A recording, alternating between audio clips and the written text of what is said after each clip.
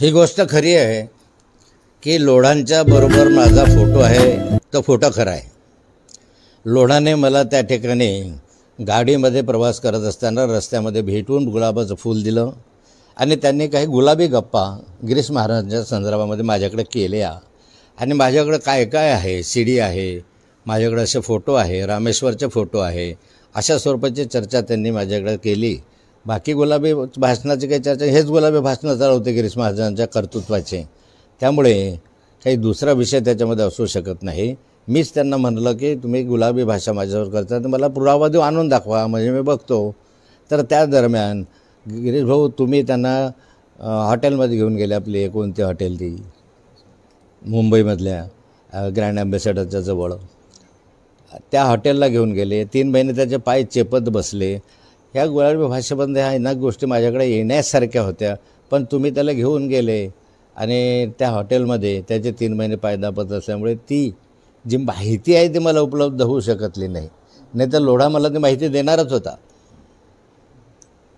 या संदर्भात काही बोलणं झालं होतं म्हणजे लोढांशी? आपण जसं म्हणताय की लोढा मला ते देणारच होते, आपण असं दावा करतो. लोढाची माझी चर्चा झालेली होती. तोच मला भेटला होता. मी काही त्याला भेटलो नव्हतो, तो मला भेटला होता.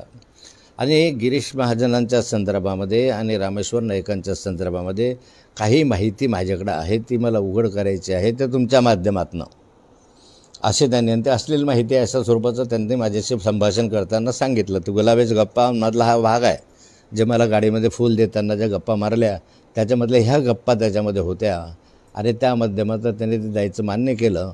परंतु नंतरच्या कालखंडामध्ये त्याच्यावर दबाव आणला आणि त्याला त्या ठिकाणी मग गिरीश महाजन त्या हॉटेलमध्ये घेऊन गेले. मग त्याचे पाय दाबत बसले.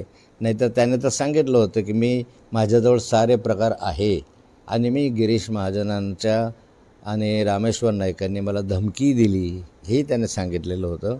आणि त्यामधून त्याने बटन दाबलं तर सारा हिंदुस्थान हादरेल असं वारंवार सांगितलं. मग असं त्याच्याकडे काय होतं बटन दाबलं तर? गिरीश भाऊ तुम्ही दुसऱ्या बाजूकडे लक्ष वळवण्याचा प्रयत्न करता आहात. माझे जे प्रश्न आहेत त्याचं उत्तर सोडून बाकीच्या प्रश्नांकडे वळतात की गुलाबी गप्पा. गुलाबी तुम्हीच करू शकता, माझं काय आता गुलाबी गप्पा करण्याचं वय आहे का?